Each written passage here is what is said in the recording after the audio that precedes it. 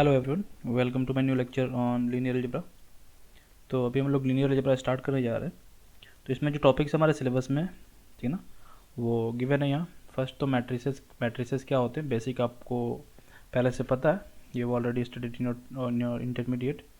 And उसकी properties क्या होती हैं, some basic properties. Then determinant के बारे में, adjoint and inverse of matrices, इसको हम लोग समझेंगे, इन्वर्स होता क्या है। देन इन्वर्स पता कैसे करते हैं, how to find inverse of a matrix, हम लोग आगे के टॉपिक्स में देखेंगे उसको। Then linear equation and their solution, linear equation को मैट्रिक्स के फॉर्म में कैसे रिप्रेजेंट करते हैं, एंड सॉल्यूशन कैसे पता कर सकते हैं हम लोग लीनियर इक्वेशन का। ज़्यादा नहीं डिस्कस करेंगे इसमें, तो अगर वेरिएबल्स ज़्यादा हो तो मैट्रिसेस भी लेंदी हो जाती हैं, और लीनियर इक्वेशन भी अगर 4 वेरिएबल के लीनियर इक्वेशन हो तो फिर ऐसे यूजुअल तरीका जो है सॉल्व करने का, तो वो उसमें तो एलिमिनेट कर करके सॉल्व करते हैं। मैट्रिसेस के हेल्प से भी हम लोग लीनियर इक्वेशन को सॉल्व कर सकते हैं, अगर 4 वेरिएबल या 5 वेरिएबल हो, बट मैट्रिसेस का साइज बड़ा होते जाएगा एंड उसी के अकॉर्डिंग टाइम भी ज़्यादा लगेगा, ज़्यादा लेंदी होगा। तो कंसेप्ट हम लोग समझेंगे इसका। Then will discuss about rank of matrix, ठीक ना, मैट्रिक्स का रैंक कैसे हम लोग फाइंड करते हैं। आगे होगा वेक्टर स्पेस, ठीक ना, जैसे 3 डायमेंशनल वेक्टर स्पेस के बारे में तो हमने सुना है, कार्टेशियन कोऑर्डिनेट के हिसाब से समझते हैं, x y z. Basis vectors क्या होते हैं, बेसिस वेक्टर जैसे यहाँ पे यूनिट वेक्टर्स होते हैं, तो बेसिस वेक्टर्स को समटाइम्स हम लोग यूनिट वेक्टर बोलते हैं, ठीक है ना। अब क्या कब उसको यूनिट वेक्टर बोलते हैं और सिमिलरली वो बेसिस वेक्टर होता है। तो जैसे यहाँ पे ये तीनों को मान लो एक्स वाई और जे होता है, तो यहाँ पे यूनिट वेक्टर आई लेते हैं हम, यहाँ पे जे लेते हैं, इधर के लेते हैं, ठीक है ना। तो मान लो ये तीनों बेसिस वेक्टर है, ठीक है ना। इस कार्टेशियन कोऑर्डिनेट के 3 बेसिस वेक्टर हैं, बेसिकली डायमेंशन बताने का काम करते हैं। अगर 4th डायमेंशनल कोऑर्डिनेट में चले जाएंगे हम लोग 4 डायमेंशनल सिस्टम में, तो 4 डायमेंशन को तो ऐसे ही इमेजिन करना फिजिकली पॉसिबल नहीं है, फिजिकली उसको ड्रॉ करना पॉसिबल नहीं है, but mathematics can do everything. Mathematics मतलब मैट्रिक्स के फॉर्म में ना, मैथमेटिक्स में ही हम लोग मैट्रिक्स पढ़ते हैं, तो मैट्रिक्स के फॉर्म में हम लोग 4th डायमेंशन और 5th डायमेंशन को भी रिप्रेजेंट कर सकते हैं। What we need only mathematical definition जो होता है 4th डायमेंशन का। तो हमें 4 बेसिस वेक्टर्स चाहिए होंगे, 5th डायमेंशन के लिए हमें 5 बेसिस वेक्टर चाहिए होंगे, एंड सो ऑन, ठीक है। n डायमेंशनल स्पेस होगा तो उसके लिए हमें n बेसिस वेक्टर्स चाहिए। तो बेसिस वेक्टर का काम बेसिकली डायमेंशन बताने का होता है, ठीक है। और कैसे वेक्टर्स को हम लोग बेसिस वेक्टर्स मैट्रिक्स के फॉर्म में, वेक्टर्स को मैट्रिक्स के फॉर्म में कैसे रिप्रेजेंट करते हैं, विल डिस्कस, और उनके बहुत सारे यूजेस हैं, वो भी हम लोग आगे समझेंगे। Then vector transformation, vector transformation में जैसे ये मान लो कोई फ्रेम है हमारे पास, एक एक्स वाई जेड, सारे एक्सिसेस को रोटेट कर दिया, तो सारे एक्सिसेस को रोटेट करने में मान लो एक दूसरा फ्रेम बन गया जो थोड़ा सा टिल्टेड है, ये जेड हो गया, एक्स इधर हो गया और वाई उधर हो गया, ऐसा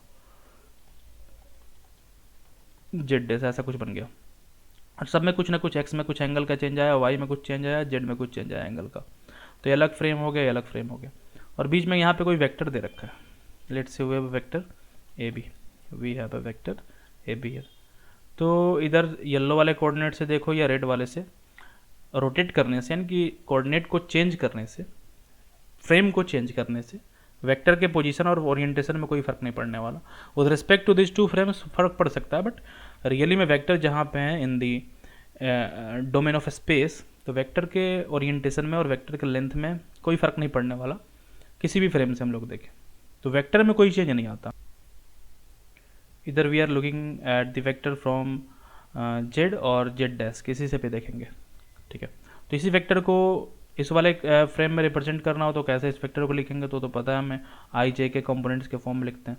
तो इनमें तीनों में जो बेसिस वेक्टर्स होंगे, यानी कि येलो वाले में मान लो आई हो गया, जे हो गया, यहाँ पे के हो गया, इसमें आई डैश, जे डैश, के डैश होगा, तीनों यूनिट वेक्टर्स डिफरेंट हो जाएंगे। यूनिट वेक्टर्स का काम डायरेक्शन बताने का होता है, तो ऑब्वियसली इन तीनों एक्सिसेस का डायरेक्शन डिफरेंट है, तो यूनिट वेक्टर्स यानी कि बेसिस वेक्टर्स भी चेंज हो जाएंगे, ठीक है। तो 3 डायमेंशनल और 2 डायमेंशनल से हम लोग समझ सकते हैं, फिजिकल इंटरप्रिटेशन कर सकते हैं, बट जब 4 डायमेंशनल वेक्टर्स के बारे में बात करेंगे तो वहाँ तो सिर्फ मैट्रिक्स रिप्रेजेंटेशन वी कैन, ठीक है ना, डू। तो vector transformation basically coordinate transformation होता है। तो वो कोऑर्डिनेट ट्रांसफॉर्मेशन नहीं कि कार्टेशियन से सिलेंड्रिकल और स्फेरिकल में कन्वर्ट करना, बट यहाँ पे कार्टेशियन ही है, रोटेट कर दिया कोऑर्डिनेट को, फ्रेम ही चेंज कर दिया, तो एक ही वेक्टर को दोनों फ्रेम्स में कैसे रिप्रेजेंट करेंगे, एंड देन उन दोनों फ्रेम्स के बीच में रिलेशन क्या होगा, यानी कि इसके 3 बेसिस वेक्टर और इसके 3 बेसिस वेक्टर, उन तीनों बेसिस वेक्टर्स के बीच क्या रिलेशन होगा, ठीक है। तो वो चीज़ हम लोग डिस्कस करेंगे। देन जैसे मैंने बताया method of finding inverse of a matrix, वो हम लोग डिस्कस करेंगे यहाँ पे। Then eigenvalue problem, physics में इसका काफ़ी ज़्यादा यूज होता है। ठीक है, और मैथमेटिक्स में है तो एग्ज़ाम के लिए चाहिए ही, एंड कैली हैमिल्टन थ्योरम। तो ये हमारा सिलेबस होगा आगे जो हम लोग पढ़ने वाले हैं। Let's start from matrix and it's properties. जो बेसिक प्रॉपर्टीज़ है आपने पहले भी पढ़ रखा है इसको, कोई नहीं। तो matrices and its property, definition क्या होता है? Matrices are of real number, arrangement होता है रियल नंबर्स का, ठीक है ना, कुछ ऐसा अरेंजमेंट होता है, you know very well about this arrangement, ठीक है। और ये कॉलम होते हैं, ठीक है ना, ओरिजेंटल वाले को हम लोग क्या बोलते हैं? रो बोलते हैं, यू नो वेरी वेल, ठीक। और इसके, ठीक है ना, और ये जो मैट्रिक्स है, ठीक है ना, इसका ऑर्डर क्या क्या लिखा जाता है? M into N, row into column, ठीक है ना, this is order, order of matrix, ये चीज़ आपको पता है। स्क्वायर मैट्रिक्स मतलब एम और एन दोनों बराबर होगा, M is equal to N मतलब, M is equal to N मतलब स्क्वायर के जैसा दिखाई पड़ेगा, वो तो स्क्वायर मैट्रिक्स हो गया, ठीक है ना। और अदरवाइज ये दोनों डिफरेंट है तो रेक्टेंगुलर मैट्रिक्स उसको हम लोग बोलेंगे। सिंगल एक ही लाइन है, सिर्फ रो है या फिर सिर्फ कॉलम है, ठीक है ना, सिर्फ कॉलम में एलिमेंट्स हैं या फिर सिर्फ रो में एलिमेंट्स हैं, ठीक ना। तो इसको रो मैट्रिक्स और इसको कॉलम मैट्रिक्स हम लोग बोला करते हैं, ठीक।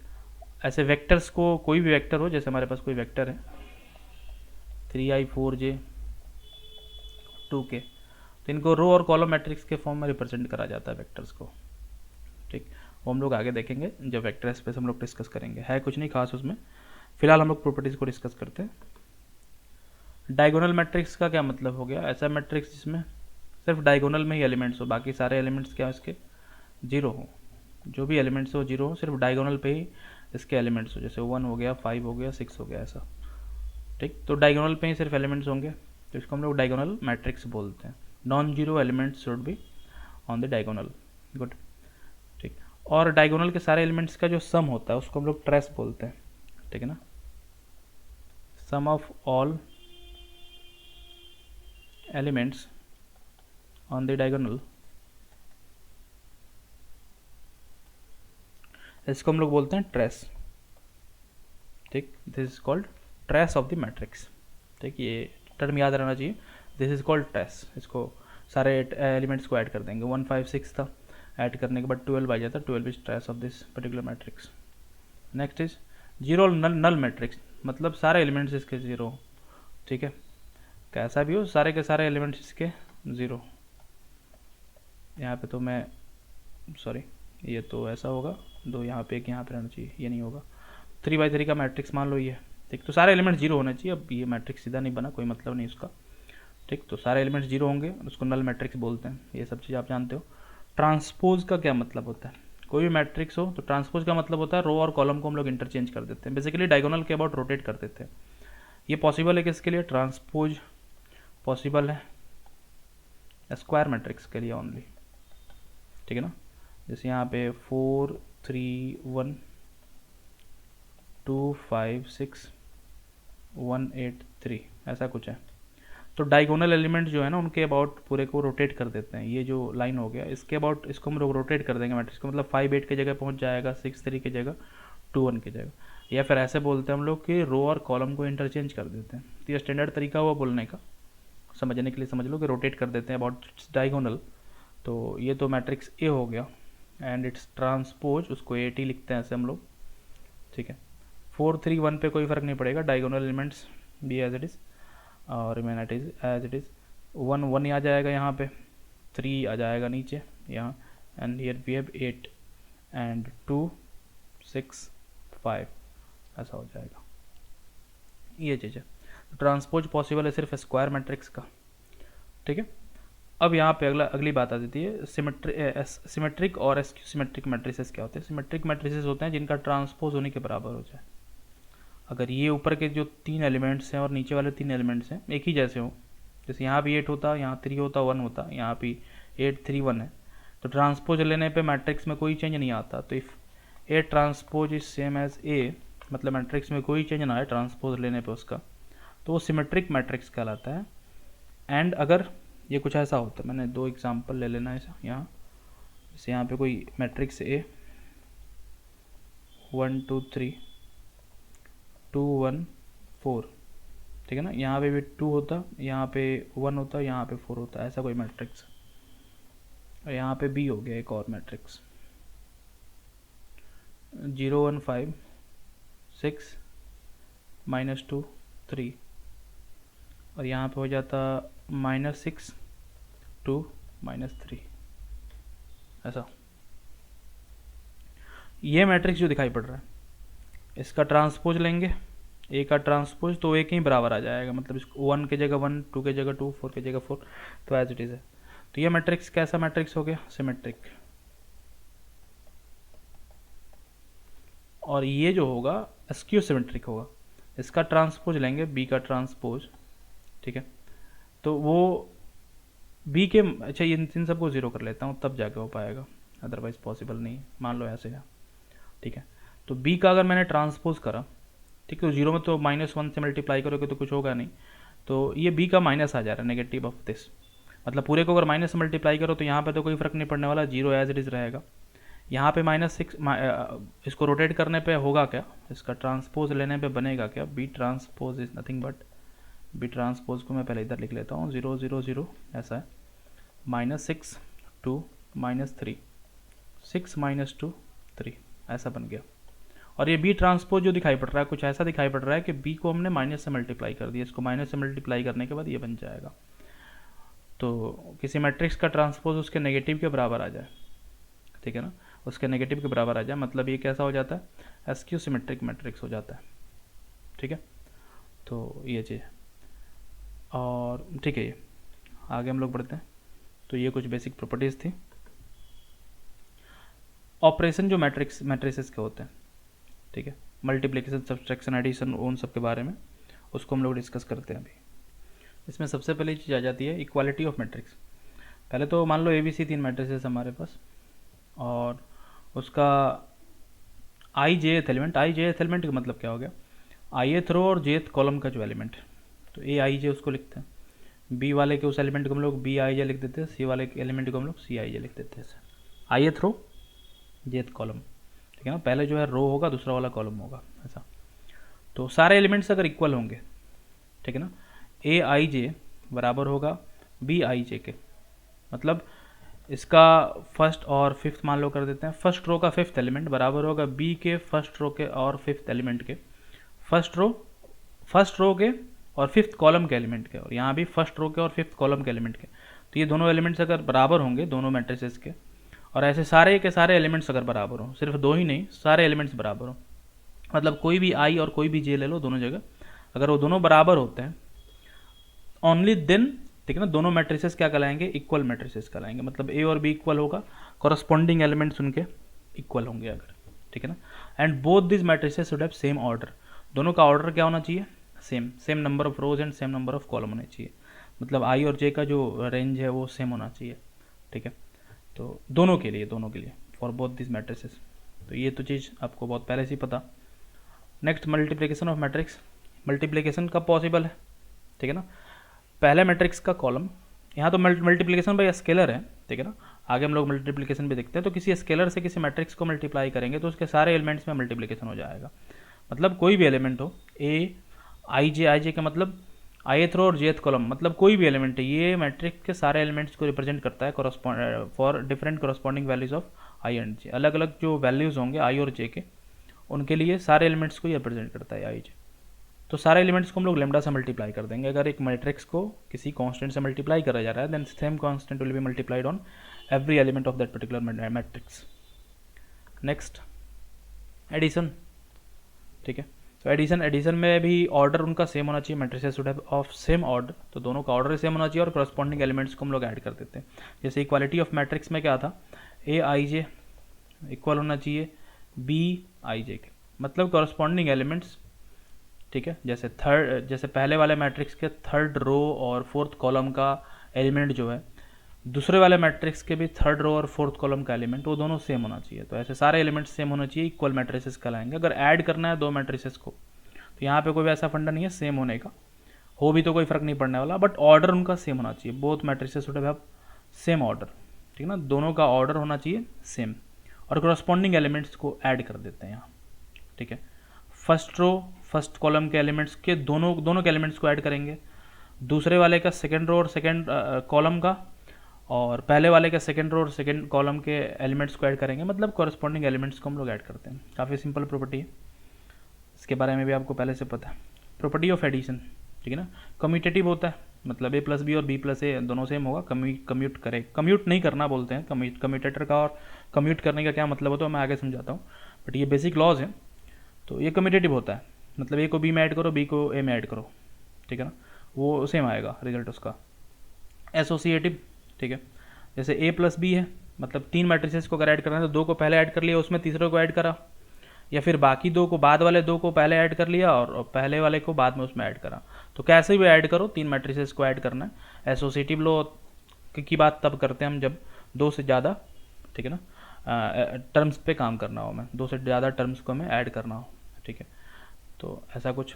डिस्ट्रीब्यूटिव लॉ का मतलब किसी कांस्टेंट से मल्टीप्लाई करते हैं, मतलब 2 मैट्रिसेस के सम को, तो उनको इंडिविजुअली मल्टीप्लाई करके ऐड करो या फिर दोनों को ऐड करके मल्टीप्लाई करो, both will give the same result, ठीक है। तो इसका मतलब होता है डिस्ट्रीब्यूटिव, ये मतलब इसका।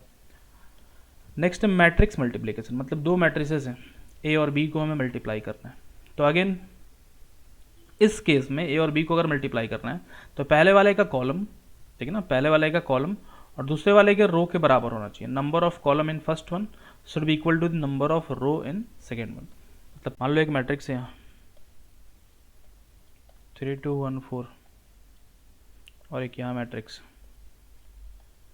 1 2 1 3 2 1, ऐसा। तो इसमें कॉलम कितने हैं, 2 कॉलम है और इसके रोज हैं 2, ठीक है ना, 2 रोज हैं। तो इन दोनों का मल्टीप्लिकेशन होगा। अब मल्टीप्लिकेशन करते कैसे हैं इसका, ठीक है। तो ये वाला जो कॉलम दिखाई पड़ रहा है, फर्स्ट कॉलम को फर्स्ट रो से मल्टीप्लाई करेंगे, फिर फर्स्ट कॉलम को सेकंड रो से, फिर फर्स्ट कॉलम को थर्ड रो से। ये चीज़ आपने पढ़ा है पहले भी, जस्ट हम लोग रिपीट कर रहे हैं, ठीक है। तो लिखते कैसे, इसको फर्स्ट कॉलम को फर्स्ट रो से मल्टीप्लाई करना है, कॉरस्पॉन्डिंग एलिमेंट्स को, इस पहले वाले को पहले के साथ, दूसरे वाले को दूसरे के साथ, और वो बनेगा अगले का फर्स्ट एलिमेंट, ठीक है। जैसे मैं इसको नीचे लिखूँ अगर, तो 3 को 1 से मल्टीप्लाई करेंगे 3 आएगा, प्लस करते हैं 2 को 2 से मल्टीप्लाई करते हैं 4, ऐसा।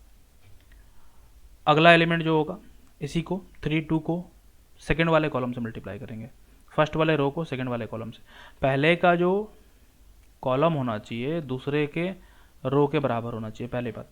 मल्टीप्लाई करते टाइम रो को कॉलम से मल्टीप्लाई करते हैं, होना क्या चाहिए, कॉलम रो के बराबर होना चाहिए, पहले वाले का कॉलम दूसरे वाले के रो के बराबर, उल्टा नहीं करेंगे उसको। और मल्टीप्लाई करते टाइम रो को कॉलम से मल्टीप्लाई करते हैं, फिर इस पहले वाले रो को दूसरे वाले कॉलम से मल्टीप्लाई करेंगे, तो 3 3 और 2 3 6, फिर 3 2 6 और 2 2 रहेगा। फिर अब इसके साथ मल्टीप्लिकेशन करना, तो इसको करेंगे फर्स्ट वाले के साथ मल्टीप्लाई, फिर सेकेंड, फिर थर्ड। करस्पॉन्डिंग एलिमेंट्स को फर्स्ट वाले को फर्स्ट के साथ, तो 1 1 से मल्टीप्लाई होगा, प्लस 4 2 से 8 हो जाएगा, फिर 1 इससे मल्टीप्लाई होगा पूरे से, तो 1 1 से, ठीक है, एंड 4 3 से 12, एंड 1 1 से मल्टीप्लाई होगा एंड 4 1 से 4,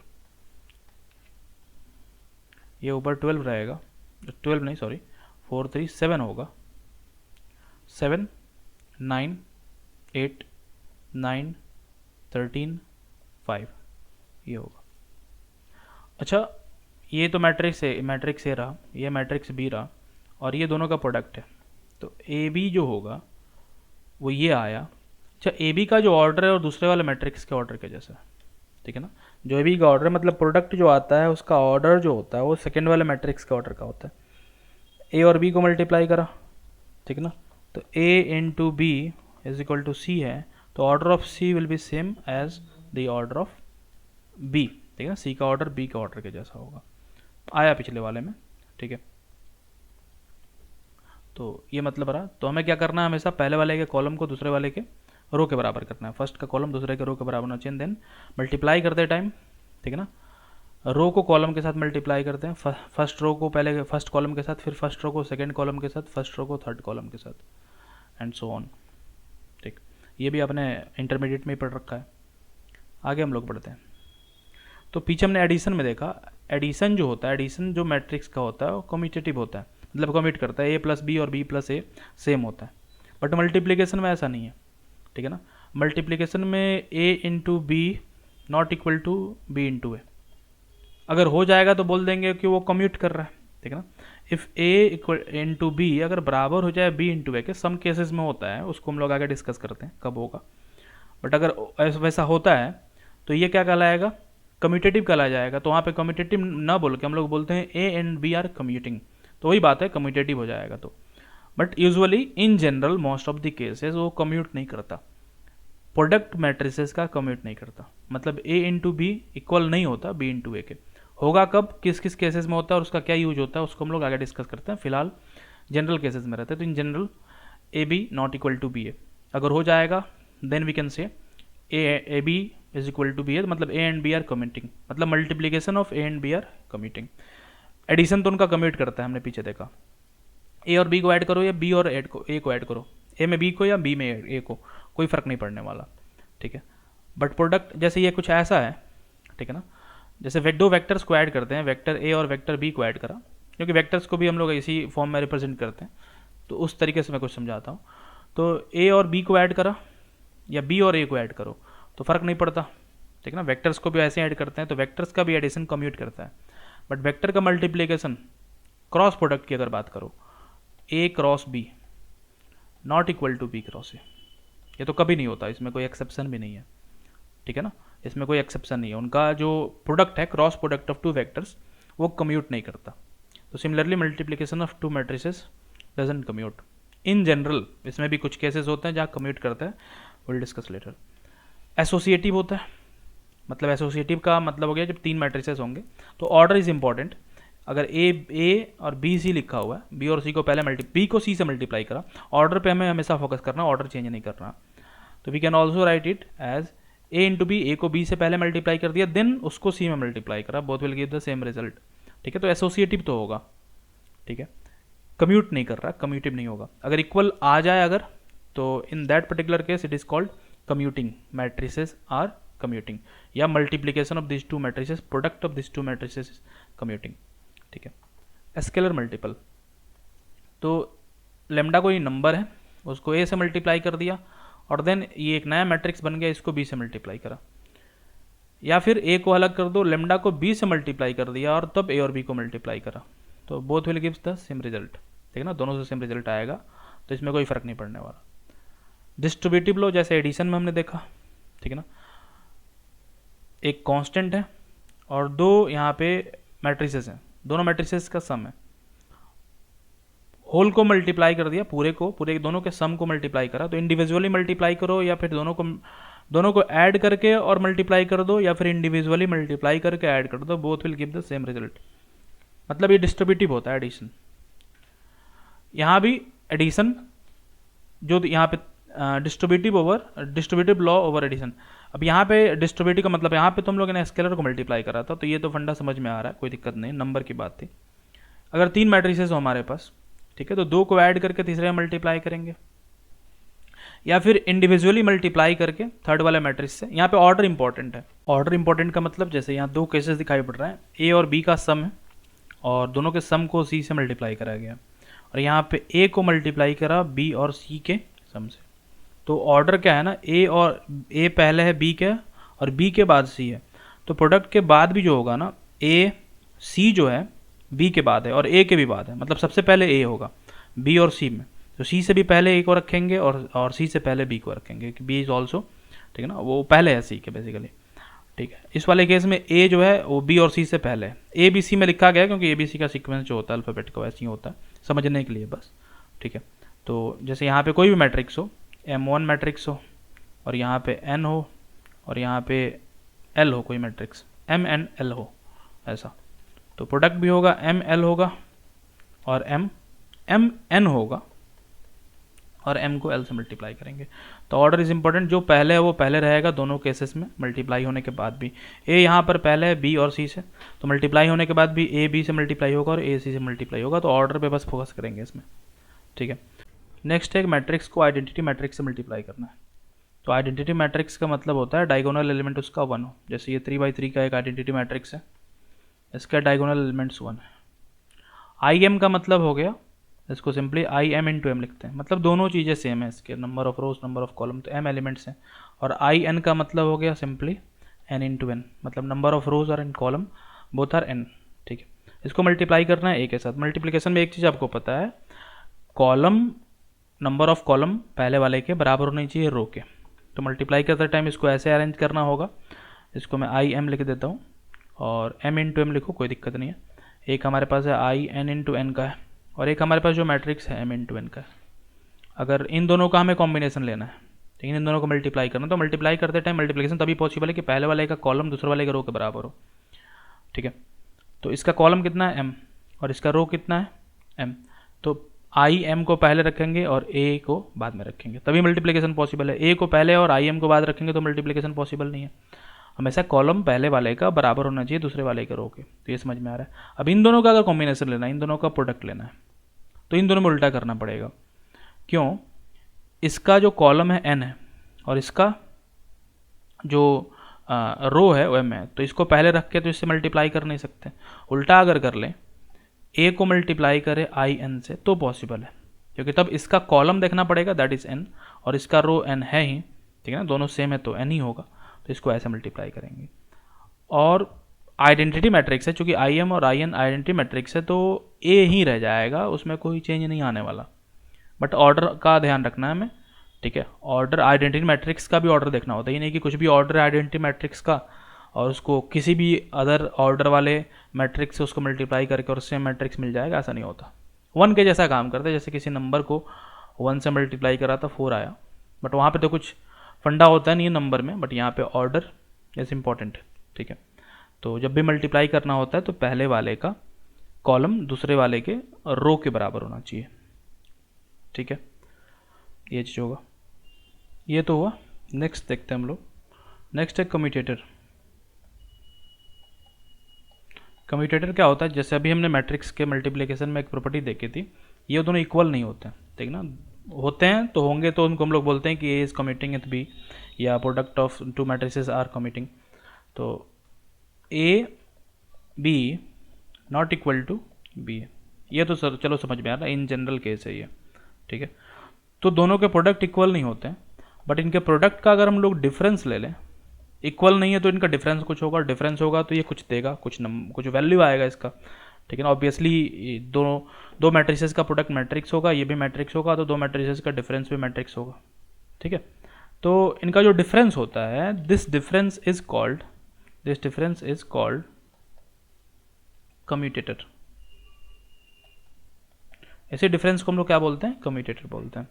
दो मैट्रिसेस हैं, दोनों का प्रोडक्ट, ठीक है ना, ए का बी के साथ और बी का ए के साथ, वो इक्वल नहीं होता है, तो इसका डिफरेंस जो होता है इसको हम लोग कहते हैं कम्यूटेटर। इसको रिप्रेजेंट करने का तरीका होता है ए कॉमा बी। तो ए और बी है तो ए को बी से मल्टीप्लाई करते हैं, माइनस बी को ए से मल्टीप्लाई करते हैं। अगर उल्टा होता है ये, अगर ये उल्टा होता बी और ए होता, देन इसको हम लोग बी को ए से मल्टीप्लाई करते हैं और फिर ए को माइनस करते हैं आप, सॉरी, और ए को बी से मल्टीप्लाई करते हैं। तो जब भी ऐसा कुछ लिखा हो, A and B are two matrices, ठीक है, फिजिक्स में चल के इनको हम लोग ऑपरेटर बोलते हैं। फिलहाल मैट्रिसेस है ये, ए और बी है, तो ए और बी है और ये इनका कम्यूटेटर निकालना है हमें, तो इसको हम लोग बोलते हैं, इसको क्या पड़ता है? कम्यूटेटर ए बी, ठीक। तो ए को बी से मल्टीप्लाई करा और माइनस बी को ए से मल्टीप्लाई करा, ठीक है, ये मतलब है। अगर ये दोनों इक्वल होते, जैसा कि हमने पीछे अभी बात करा थोड़ा सा इसके बारे में, मतलब ए और बी दोनों कम्यूट कर रहे हैं, A and B are commuting, A and B are दोनों कम्यूट कर रहे हैं, ठीक है ना, मतलब दोनों कम्यूटेटिव है। कम्यूटेटिव का मतलब क्या होता है? मतलब जो ऑर्डर है, ए को बी से मल्टीप्लाई करो और फिर रिवर्स कर दो, बी को ए से मल्टीप्लाई करो तो सेम आ जाए, तो ऐसे ऑपरेशंस को हम लोग कम्यूटेटिंग ऑपरेशन बोलते हैं, ठीक है। तो ये दोनों कम्यूट कर रहे हैं, तो अगर ये दोनों इक्वल हो जाए, मतलब ये जो कम्यूटेटर है इसको हम लोग क्या बोलते हैं? कम्यूटेटर। तो ये कम्यूटेटर का वैल्यू किसके बराबर हो जाएगा? 0 के बराबर। अगर ये दोनों इक्वल हो जाए, if A and B are commutating, then value of commutator is equal to 0, ठीक है। या फिर वैल्यू ऑफ कम्यूटेटर अगर 0 है तो इसी का तो मतलब हुआ कि both A and B are commuting, ठीक। इसका इंपॉर्टेंस है फिजिक्स में काफ़ी ज़्यादा, फिलहाल पढ़ने के लिए ये चीज़ समझ में आ रहा है क्या मतलब है इसका। कम्यूट नहीं करता इन जनरल, ये समझ में आ गया। पहले दो मैट्रिसेस को मल्टीप्लाई करोगे और उसको रिवर्स करके फिर मल्टीप्लाई करोगे, इक्वल वैल्यू नहीं आएगा। इक्वल नहीं आएगा तो उसका कुछ डिफरेंस होगा, that difference is called commutator, ठीक है ना। वो डिफरेंस मैट्रिक्स के फॉर्म में आएगा तो उस डिफरेंस को हम लोग बोलते हैं कम्यूटेटर। अगर डिफरेंस 0 हो गया, मतलब ये दोनों इक्वल है, यही मतलब हुआ, तो दोनों इक्वल है, मतलब दोनों को हम लोग क्या बोलते हैं, एंड बी आर कम्यूटेटिंग। और कम्यूटेटिंग मैट्रिसेस का जो डिफरेंस, प्रोडक्ट का जो डिफरेंस होता है वो जीरो होता है। ठीक, तो कम्यूटेटिंग मैट्रिसेस का कम्यूटेटर बोल सकते हैं हम जीरो के बराबर होता है। ठीक, ये एक छोटा सा टर्म था, इसको याद रखेंगे। टॉपिक पे आता हूँ मैं। नेक्स्ट है हमारा ट्रांसपोज। ठीक है, ट्रांसपोज पीछे हमने देखा था, उसको हम लोग रोटेट कर देते हैं मैट्रिक्स को। ठीक है ना, रो को कॉलम में चेंज कर देते हैं और कॉलम को रो में इंटरचेंज कर देते हैं दोनों को। ठीक, तो ट्रांसपोज की प्रॉपर्टी जो हो जाती है, ए और बी ये दो मैट्रिसेस हैं और दोनों के सम का ट्रांसपोज लो या इंडिविजुअली ट्रांसपोज लेने के बाद ऐड कर दो, both will give the same result. दो मैट्रिसेस है, दोनों को ऐड करके उनका ट्रांसपोज लो, होल ट्रांसपोज, या फिर ट्रांसपोज दोनों का लेके एंड देन ऐड कर दो। ट्रांसपोज में भी मैंने बताया था डायगोनल के अबाउट रोटेट कर देते हैं पूरे मैट्रिक्स को, only possible for a square matrix. ये स्क्वायर मैट्रिक्सेस पे ही पॉसिबल है, मतलब जिसमें एम एन एन सेम हो, एम और एन सेम हो और ओवर कॉलम का नंबर सेम हो। ठीक है, अब एक मैट्रिक्स है, उसका ट्रांसपोज लिया मतलब रोटेट कर दिया, मतलब कॉलम की जगह रो, रो की जगह कॉलम, और फिर से ट्रांसपोज लिया, तो फिर से ट्रांसपोज लेने पे तो पहले वाले स्टेट में आ जाएगा। ठीक है, तो दो बार ट्रांसपोज लेने पे, ठीक है ना, double transpose gives us same matrix. ठीक है, ये भी फंडा समझ में आ रहा है, सिंपल है। अच्छा, दो मैट्रिसेस का प्रोडक्ट हो, ठीक है, और उसका ट्रांसपोज लेना है या फिर इंडिविजुअली ट्रांसपोज लेके प्रोडक्ट कर लो, तो ये काफ़ी सिंपल रिजल्ट है। एडिशन में था, उस पर भी डिस्ट्रीब्यूट हो गया ट्रांसपोज। डबल ट्रांसपोज लेने पे तो सेम मैट्रिक्स आ जाएगा, ऑब्वियस सी बात है, समझ में आ रहा है। और प्रोडक्ट है दो मैट्रिसेस का, उस पर भी ये डिस्ट्रीब्यूट हो जा रहा है। ठीक है ना, ट्रांसपोज वाली प्रॉपर्टी दोनों पर डिस्ट्रीब्यूट हो जा रही है, तो ये समझ में आ रहा है। ट्रांसपोज के बाद एक छोटा सा और प्रॉपर्टी होगा, कॉन्जुगेट। कॉन्जुगेट वर्ड यूज़ करते हैं जब हम लोगों के पास कॉम्प्लेक्स नंबर्स हो, मतलब हमारे पास जो मैट्रिक्स है उसके एलिमेंट्स अगर कॉम्प्लेक्स हो, जैसे कोई मैट्रिक्स है हमारे पास, तीन चीज़ें यहाँ पे, ट्रांसपोज, ठीक है, कॉन्जुगेट एंड हर्मिशियन कॉन्जुगेट। ये क्या होता है, इस पे आगे आता हूँ। कॉन्जुगेट का तो फंडा तब यूज़ करेंगे जब कॉम्प्लेक्स मैट्रिसेस हो, मतलब कुछ भी एलिमेंट्स उसके कॉम्प्लेक्स हो। जैसे यहाँ पे मान लो हमारे पास आई है, कोई आई आयोटा, ठीक है ना, और -4i 3, ठीक है, e⁻ -i लेमडा 0 है, यहाँ पे -i है, 4 है, 5 है और i sin x है, ऐसा कुछ। ये कोई मैट्रिक्स, तो इसका कॉन्जुगेट लेना है हमें। ठीक है, ट्रांसपोज का तो मतलब समझ में आ गया, इसका कॉन्जुगेट लेंगे। तो कॉन्जुगेट इसका लेने पे जहाँ भी i है, i को रिप्लेस कर देते हैं किससे, -i से। कॉन्जुगेट लेने का मतलब i को -i से, ठीक है ना, रिप्लेस कर देते हैं। और इसको लिखने का तरीका होता है, a के ऊपर ऐसे स्टार दे देते हैं। ठीक है, तो a स्टार का मतलब हो गया i है तो i के आगे माइनस लगा देंगे। ठीक है ना, i को -i से रिप्लेस कर देते हैं, मल्टीप्लाई का नहीं करना, i की जगह माइनस से लिख देना, मतलब जहाँ भी i है वहाँ पे माइनस से मल्टीप्लाई कर दो। This will become 4i 3 0 e⁻i lambda 5 -i sin x 4i, ऐसा। जहाँ भी i है उसको, उस टर्म को माइनस से मल्टीप्लाई कर देंगे। तो एक तो ट्रांसपोज हो गया, रोटेट कर देते हैं मैट्रिक्स को। कॉन्जुगेट हो गया जब भी कॉम्प्लेक्स मैट्रिसेस होंगे, मतलब कुछ भी एलिमेंट्स, एक या दो भी कॉम्प्लेक्स एलिमेंट्स हैं उनके, तो i को -i से रिप्लेस कर देते हैं, या फिर जहाँ भी i वाला टर्म है, आयोटा वाला टर्म है, उसको माइनस से मल्टीप्लाई कर देते हैं। Next is Hermitian conjugate. Hermitian conjugate का मतलब क्या हो गया, ये दोनों, मतलब कोई मैट्रिक्स है, ठीक है, और उसका ट्रांसपोज लिया और ट्रांसपोज के बाद उसका कॉन्जुगेट ले लिया, या फिर ऐसे भी कर सकते हैं, पहले कॉन्जुगेट ले लिया, कॉन्जुगेट के बाद ट्रांसपोज। जैसे ये कॉन्जुगेट ले लिया, अब इसी को रोटेट कर दें हम लोग, ठीक है, तो उसको हम लोग हर्मिशियन कॉन्जुगेट बोलते हैं। ठीक है ना, या सिंपली हर्मिशियन ऑफ मैट्रिक्स बोल सकते हो, हर्मिशियन कॉन्जुगेट या Hermitian of matrix, simply you can say. ठीक है, तो हर्मिशियन कॉन्जुगेट किसी भी मैट्रिक्स का पता करना हो या निकालना हो, उसके लिए क्या करते हैं हम, उसका ट्रांसपोज लेते हैं, ट्रांसपोज के बाद उसका कॉन्जुगेट, या कॉन्जुगेट लेके ट्रांसपोज कर लो। जैसे इस ऊपर वाले का ही, इसको इसके लिए सिंबल क्या देते हैं, सिंपली हर्मिशियन कॉन्जुगेट, इतना बड़ा तो लिखेंगे नहीं, तो उसके लिए ए डैगर लिखा जाता है। एक तो होता है क्रॉस, ऐसा क्रॉस की जगह ऐसे स्टार, उसको काट दो, तो ये मतलब हो गया, this is called a dagger. ठीक है, तो ए डायगर ऐसा लिख देते हैं इसको हम लोग सिंपली, और क्रॉस भी लिख सकते हो, whatever you want to write, ठीक। और ये इसका मतलब होता है ट्रांसपोज देन कॉन्जुगेट, और कॉन्जुगेट और ट्रांसपोज, इससे कोई फ़र्क नहीं पड़ने वाला, दोनों सेम रिजल्ट देगा, ठीक है।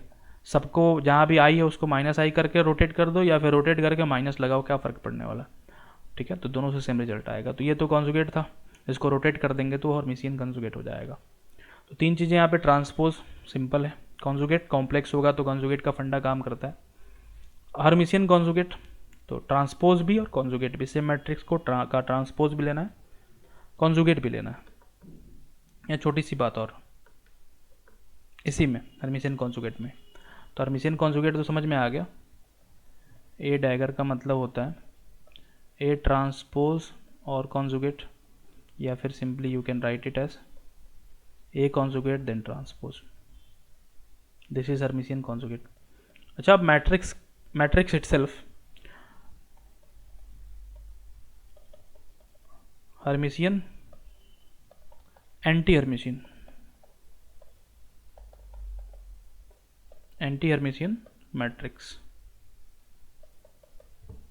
एक तो हर्मिशियन मैट्रिक्स होगा जिस पे फंडा काम कर जाए, एंटी हर्मिशियन मतलब कोई इफेक्ट ना है, हर्मिशियन मैट्रिक्स पे तो उसका हर्मिशियन कॉन्जुगेट काम करेगा, ठीक है। बट एंटी हर्मिशियन का मतलब हो गया नो इफेक्ट, ठीक है ना।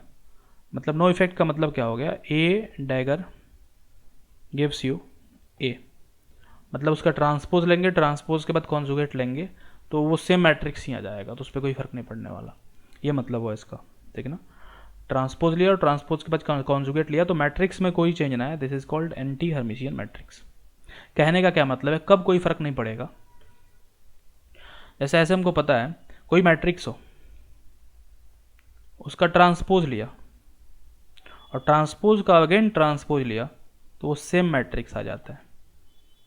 वैसे यहाँ भी कुछ करके देखते हैं, कोई मैट्रिक्स है, उसका पहले ट्रांसपोज लिया और ट्रांसपोज का कॉन्जुगेट लेंगे, गिव्स यू सेम मैट्रिक्स। अगर ऐसा होता है मतलब ये ट्रांसपोज और कॉन्जुगेट दोनों सेम चीज़ें हैं, मतलब उस मैट्रिक्स का ट्रांसपोज जो होगा बराबर होगा उस मैट्रिक्स के कॉन्जुगेट के, तभी ऐसा पॉसिबल होगा। समझ में आ रहा है ना बात, ये ट्रांसपोज और कॉन्जुगेट दोनों, ठीक है। ट्रांसपोज और कॉन्जुगेट दोनों सेम होंगे तभी ये फंडा पॉसिबल हो सकता है, मतलब उस मैट्रिक्स का ट्रांसपोज बराबर होगा उस मैट्रिक्स के कॉन्जुगेट के, देन ओनली, ठीक है ना, matrix is called anti Hermitian. I repeat again, तीन चीज़ें हैं हमारे पास, पहला था ट्रांसपोज, दूसरा है हमारे पास कॉन्जुगेट, तीसरा है हर्मिशियन कॉन्जुगेट, और simply you can say Hermitian. Good, transpose, एक ही मैट्रिक्स का ट्रांसपोज भी ले लिया और कॉन्जुगेट भी ले लिया, that is called Hermitian conjugate represented by dagger. तो A dagger, if A dagger gives you same matrix A, इसको इससे समझते हैं लॉजिकली। डैगर निकालने के लिए यानी कि हर्मिशियन कॉन्जुगेट निकालने के लिए मैट्रिक्स का ट्रांसपोज लेते हैं और फिर उसका कॉन्जुगेट करते हैं, ये प्रॉपर्टी हमें पहले से पता है। ट्रांसपोज लेने के बाद अगेन ट्रांसपोज लोगे तभी ए होगा, वही मैट्रिक्स आएगा। बट इसमें भी अगर ऐसा हो कि ट्रांसपोज लेने के बाद कॉन्जुगेट ले रहे हो तो this conjugate is nothing but transpose, then only it is possible, मतलब उस मैट्रिक्स का ट्रांसपोज और उस मैट्रिक्स का कॉन्जुगेट सेम होगा, ठीक है।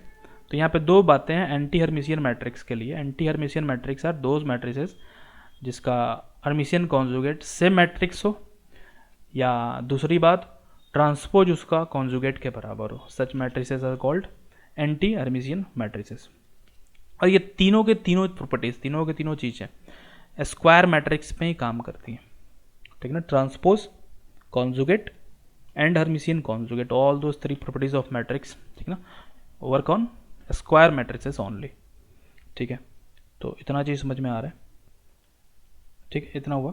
मैं पूरे को रिपीट करता हूँ अगेन, ठीक है। पहले हमने पढ़ा ट्रांसपोज, ट्रांसपोज का मतलब आपको समझ में आता है क्या होता है, रोटेट करते थे उसको हम लोग। ट्रांसपोज से दो चीज़ें निकल के आई थी, दो टाइप के मैट्रिसेस को यहाँ पे डिफाइन करा गया, ठीक है ना, एक सिमेट्रिक और एक स्क्यू सिमेट्रिक, ठीक है। दूसरा था यहाँ पे कॉन्जुगेट, तो कॉन्जुगेट में तो कोई प्रॉब्लम नहीं है, और अगला है हर्मिशियन कॉन्जुगेट। हर्मिशियन कॉन्जुगेट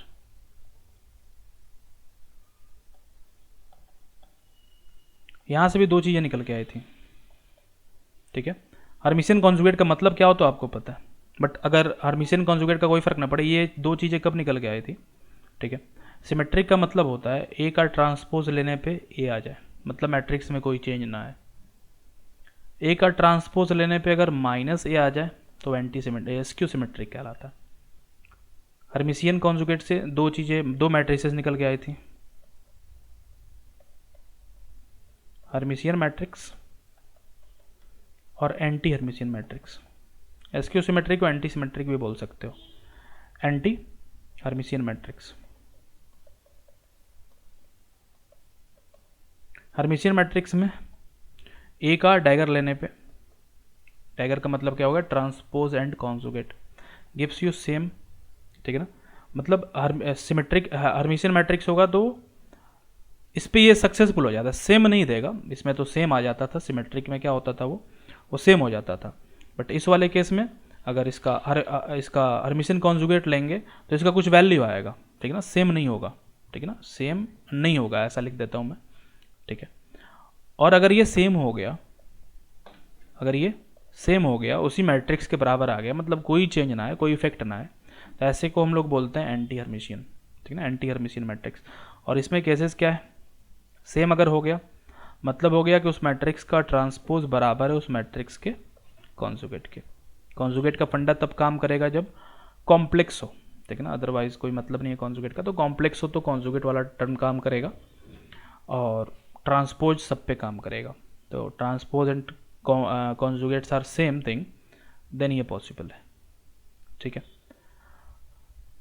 ये चीज़ रहा, ठीक। आगे बढ़ता हूँ मैं, इसमें ऐड करना हो तो एक छोटा सा टर्म और ऐड ही कर देता हूँ मैं। जैसे ये सिमेट्रिक मैट्रिक्स, इतना अगर समझ में आ गया तो सिमेट्रिक मैट्रिक्स की का फंडा थोड़ा समझेंगे आप। जैसे सिमेट्रिक मैट्रिक्स हो, हमारे पास कोई रियल सिमेट्रिक मैट्रिक्स हो, कॉम्प्लेक्स वाला उसमें टर्म ना हो, तो कॉम्प्लेक्स वाला टर्म ना हो तो यहाँ इसके बारे में देखना है हमें। तो सिमेट्रिक मैट्रिक्स है तो उसका ट्रांसपोज लेंगे, पहले तो हमने ट्रांसपोज लिया, ठीक है, और चूंकि वो रियल है, मतलब सारे एलिमेंट्स उसके रियल है, तो इसका कॉन्जुगेट लेने से कोई फर्क नहीं पड़ने वाला। तो पहले तो हमने ट्रांसपोज लिया तो वो तो सेम मैट्रिक्स दे देगा, बिकॉज मैट्रिक्स है symmetric, real symmetric matrix Feb, तो ट्रांसपोज लेने पे तो वही मैट्रिक्स मिलेगा। और इसका कॉन्जुगेट लेंगे, इसका कॉन्जुगेट लेंगे, ट्रांसपोज लेने के बाद कॉन्जुगेट लिया बेसिकली हमने, तो भी वही मैट्रिक्स आ रहा है। तो कहने का मतलब क्या हो गया, ट्रांसपोज और कॉन्जुगेट सेम है। या फिर ऐसा बोलो कि ट्रांसपोज लेने के बाद फिर कॉन्जुगेट लिया तो वही मैट्रिक्स आ गया। मतलब रियल सिमेट्रिक मैट्रिक्स, रियल एक भी कॉम्प्लेक्स टर्म ना हो, सिमेट्रिक मैट्रिक्स, वो क्या होता है, एंटी हर्मिशियन होता है। रियल सिमेट्रिक मैट्रिक्स कहीं दिखाई पड़े, सारे टर्म्स उसमें रियल है, वही ऑब्वियसली ज़्यादातर दिखाई पड़ने वाला है आपको आगे, तो वो सब के सब एंटी हर्मिशियन होंगे। I hope this is clear. अब इसके अलावा इसमें कुछ खास नहीं है, बाकी मैट्रिसेस सामने होंगे तो आप उन पे इन प्रॉपर्टीज़ को लगा के और देख सकते हैं, ठीक है। Next is triangular matrix.